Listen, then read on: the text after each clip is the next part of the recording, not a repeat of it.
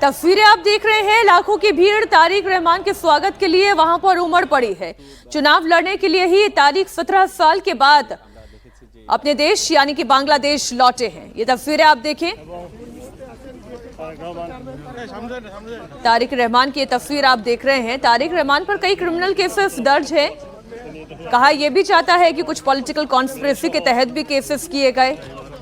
तारिक रहमान के ऊपर आरोप ये भी है कि जो प्रधानमंत्री रही शेख हसीना, उनके मर्डर की भी साजिश इन्होंने रची थी। ऐसे कई सारे आरोप इनके ऊपर हैं।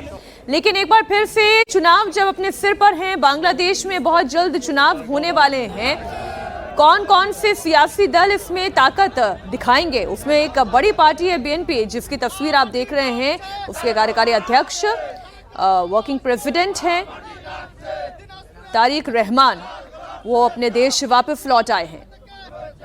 बोगुरा सीट से वो अपना नॉमिनेशन फाइल करेंगे। शोएब रजा हमारे सहयोगी इस वक्त जुड़ चुके हैं। शोएब, तस्वीरें तो हम देख रहे हैं, स्वागत करने के लिए लाखों की भीड़ तारिक के लिए वहां पर मौजूद है, लेकिन इससे कितना परिवर्तन वहां के अल्पसंख्यकों के खिलाफ हो रही हिंसा के नजरिए से हम देख पाएंगे, या भारत के खिलाफ जो आवाजें वहां पर बुलंद हो रही हैं, क्या इसमें थोड़ी शांति आ पाएगी या ये और बढ़ेगा?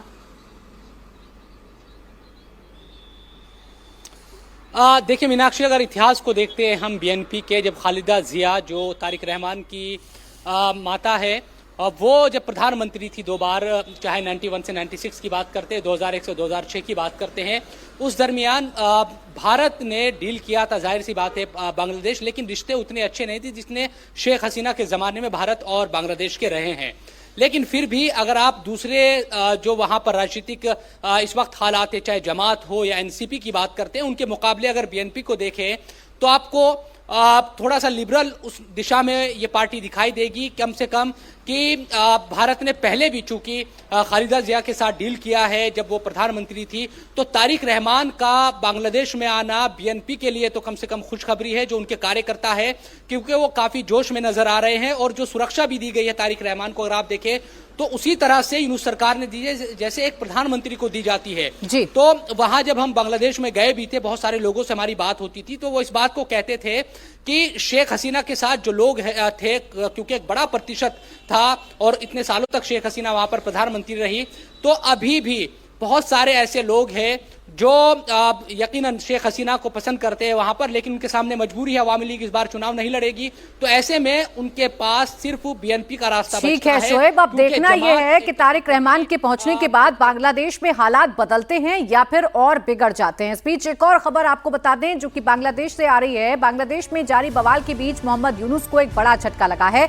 मोहम्मद यूनुस के विशेष सहायक खुदा बख्श चौधरी ने अपने पद से इस्तीफा दे दिया है और राष्ट्रपति मोहम्मद शहाबुद्दीन ने उनका इस्तीफा स्वीकार भी कर लिया है। उनका इस्तीफा ऐसे समय में आया जब 17 साल बाद तारिक रहमान की मुल्क में वापसी हुई है। इस्तीफे के साथ ही बांग्लादेश में हलचल और भी ज्यादा तेज हो गई है। चूंकि यूनुस सरकार वैसे ही सवालों के घेरे में है, लगातार यूनुस पर सवाल भी खड़े किए जा रहे हैं जिस तरीके के हालात बांग्लादेश में बने हुए हैं, और ऐसे में उनके विशेष सहायक का इस्तीफा देना, राष्ट्रपति का स्वीकार कर लेना और तारिक रहमान का बांग्लादेश आना, क्या बांग्लादेश में कुछ बहुत बड़ा होने जा रहा है? तारिक रहमान के आने के बाद क्या हालात बदलने वाले हैं, क्या और हालात बिगड़ने वाले हैं? तमाम सवाल।